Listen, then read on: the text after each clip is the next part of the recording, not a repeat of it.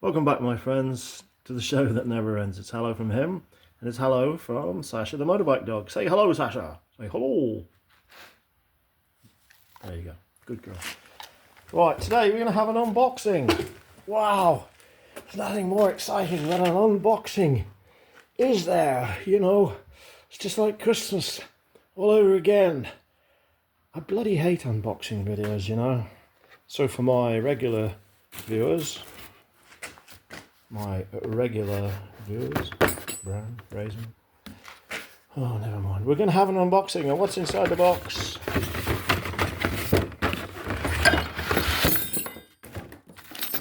LED. LED light, some bolts, and a bracket. This is what it looks like. Yes, so I was thinking about additional lights, having some moron do a U-turn in the road in front of me last year when I was on the Guzzy. Even though I had a small LED underneath the headlight, obviously wasn't enough for the idiot to see. So on the Hemi here, I wanted to put some decent LEDs on, because I have heard that the headlight's not all that good. I haven't ridden it at night because I don't like riding at night around here because of all the deer and elk on the roads. They can make a right mess of you if they hit you. Happened to a friend of mine a few years ago. He wasn't quite the same after. So anyways, what we're going to do is we're going to fit these. So these are something I've never used before, but they come highly recommended. Now then, I was down at the local auto parts place. It's not really an auto parts place, it's more of a trucking place where the logging truck operators and people like that get their parts and pieces. So it's usually pretty competitively priced. Those guys run to a budget and they don't put up with any bullshit. So I was talking to the lady in there, and I was saying, you know, you can get these fancy LED headlights, auxiliary lights for motorbikes, etc. But they're so expensive, like 250, 500 bucks. And everybody says how wonderful they are. And I wonder if they really are. Are they justifying having spent so much money on them? And she said, well, look, why don't you just try these? We've had very good reports of these. And give them a shot. And I said, ooh, how much are they? Well, they're under 50 bucks a piece. And I thought, well, they can't be much good. I'll give them a shot. I'll try 100 bucks for the two. Well, we'll see. And I had to wait for them to come in, and I went and got them yesterday. And I was quite amazed when I opened it up. They look good quality. They are heavy. They are made out of aluminium, and they look well made, and they've got fancy connectors on, and you get all the fitting kit with them. Obviously I'm going to have to work out where they're going to go on the bike, but I am impressed. I'm impressed so far. And talking about a local parts place, it's in a town, well, small town, very small town, about 35 miles away. So I had to jump on the Hemi and ride down there yesterday. A couple of little showers on the way, nothing too much. So in actual fact, it's a pleasure going and shopping there. Nice people to talk to, local people. And you know what? I buy my oil there too, and like this is just one of the brands they sell, and I usually get a good quality brand. I don't endorse this company, but I think they're a good quality oil. I use other quality oils like Amsoil, Mobil One, Valvoline. You know, I don't buy cheap supermarket oil, but I buy a good name brand. And now this is one of them, I think. And this cost me $2 less per jug than I can buy it on Amazon. And also, it's cheaper than buying it in a big box store. There's In Canada, nationwide, there's a large automotive parts place which is geared more to the consumer than the actual commercial user. It has big red signs outside. It refers to the name of the country, and it refers to the black round things that you put on your car or motorbike. I won't say what it is. You all know if you're here. Anyway, a large one, but I can buy it way cheaper locally from a small place than I can buy it from a big seller like that. So it pays to go and deal locally. Not only that, but I get a nice ride on the bike. I talk to some nice people when I get there, very friendly, very helpful. I mean, the lady went out of her way to get these for me. She didn't have to. She could have just said, no, we don't have that, and let me walk out the door, but she was genuinely interested and she wanted me to try these out. Now, I will tell you whether they are any good or not. Believe me, I will tell you. I won't bullshit you. But for $100, try it and see.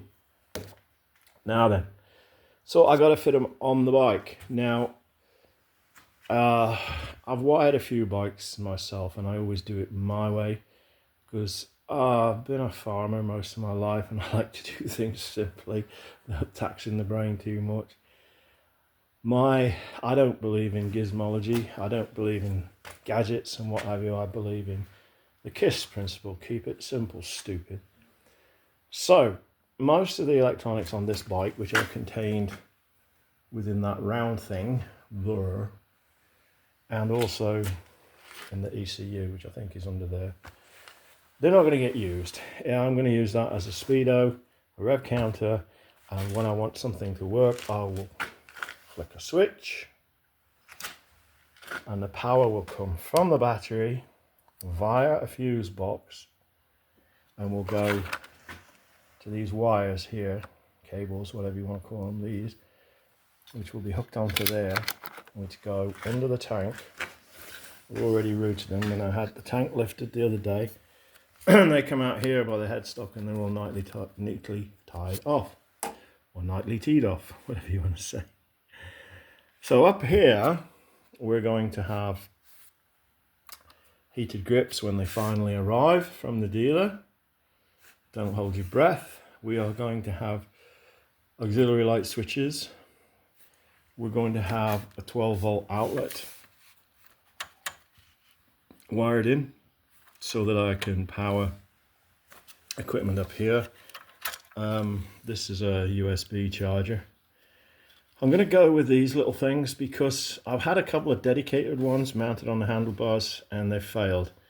Very rarely do these 12-volt cigarette lighter units fail.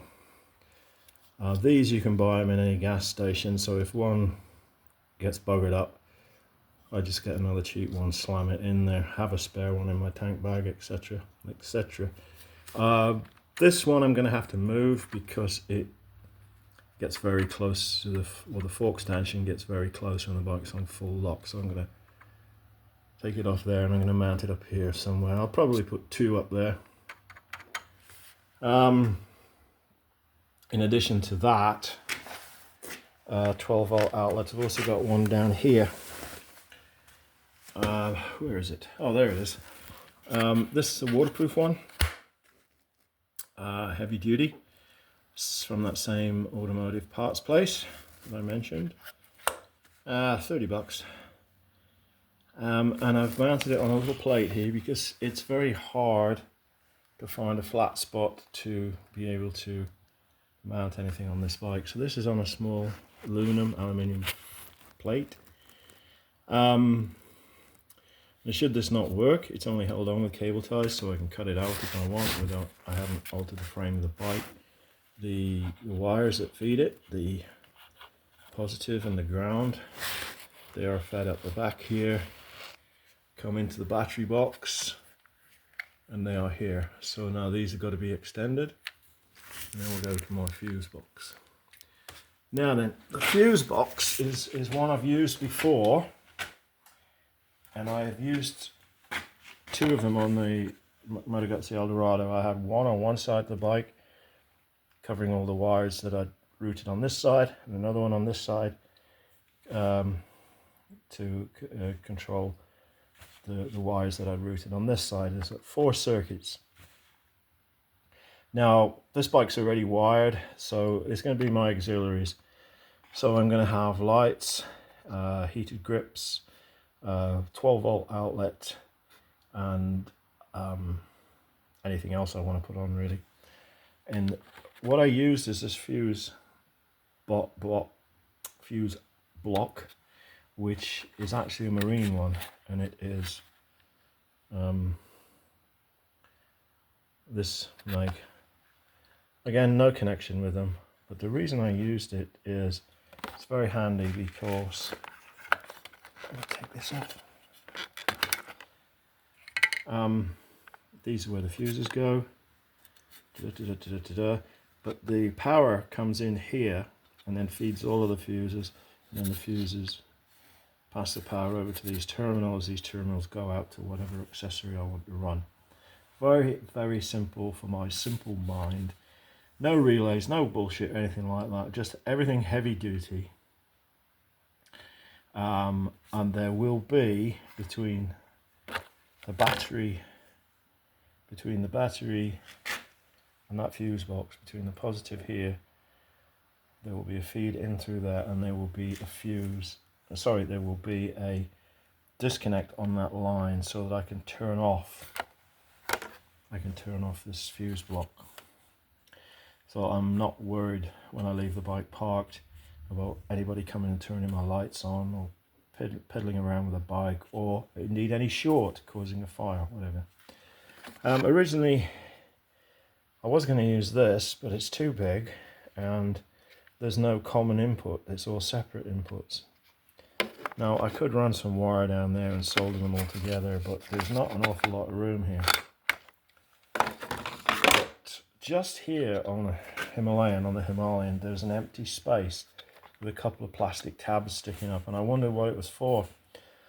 So I did some research on the internet and I couldn't find anything, but I did find a couple of references to say that Royal Enfield had left it there to be used for some sort of equipment in the future. So I thought, well, being as it's not doing anything, I nipped off the tabs and I made a little aluminium plate here, screwed it down, and then I put my fuse box on top of it, and it just fits there nicely. The only problem being that if you have the seat in the low position, it comes down very close. Now I was riding with the seat in the high position at the front and the low position at the back because the seat tended to tip me forward. So I'm not going to be able to do that. I might be able to get away with it, but I'm not. I'm too close that way.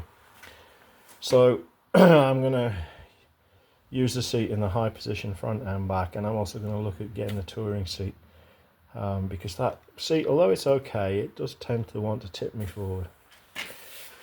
Not a big deal. I could probably put a cushion on it or something, but it's just something to think about if you go this route.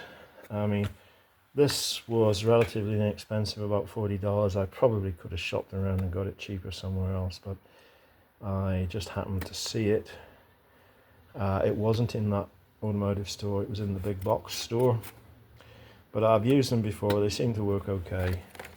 And being a marine one, they're relatively free of corrosion, everything is stainless. Anyway, so that's that. I will show it all when it's all wired up. These are my feed wires, which will be connected to those terminals, and they will go to power everything up front there. Also, they will power this 12-volt outlet here. The reason I put an outlet in the middle of the bike is it's so much handier to have it here for blowing up tires. I've got a 12-volt compressor that has a cigarette lighter connection on it. You can buy them, they're $20. When they're on offer, they're $15. So if they're on offer, I go buy a couple. Haven't had one crater on me yet. They've all gone very well for 4 or 5 years. They don't get used all that often, but should one break, then I've got another one on the shelf as a spare. No big deal. So that's that. In addition, here I have got another feed coming off the positive of the battery, and this is for my heated gear. It comes out the side here, and I've got it just pushed in on a little tab to keep it out of the way.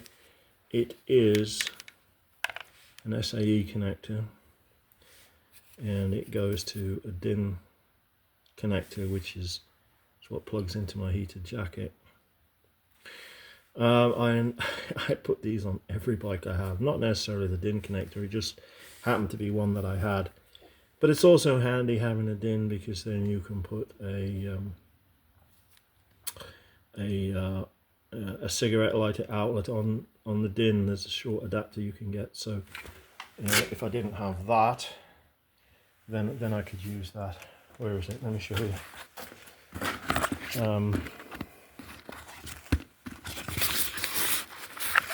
Yeah, it's this thing here, you see.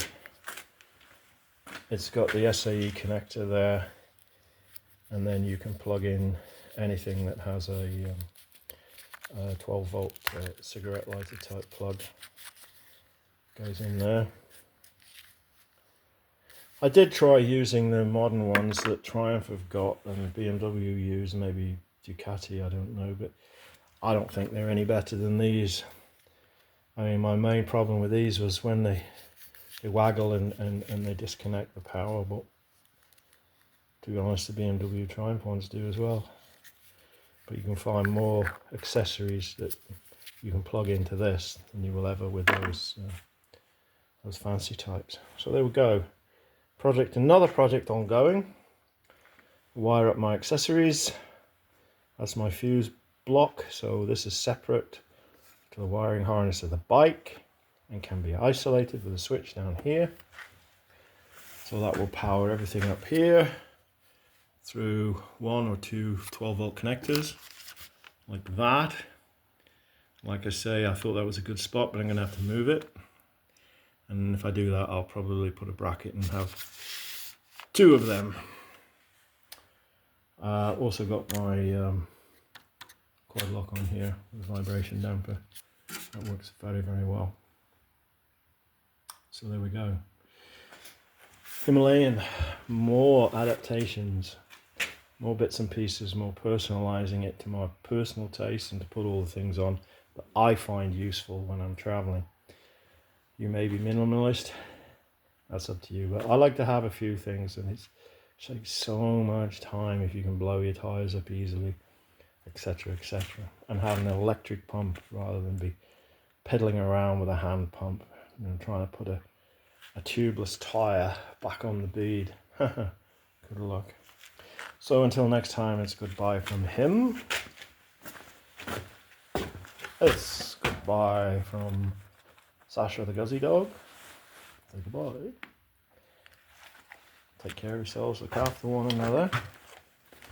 Keep the rubber side down, keep the shiny side up. Behave yourselves if you can. Adios.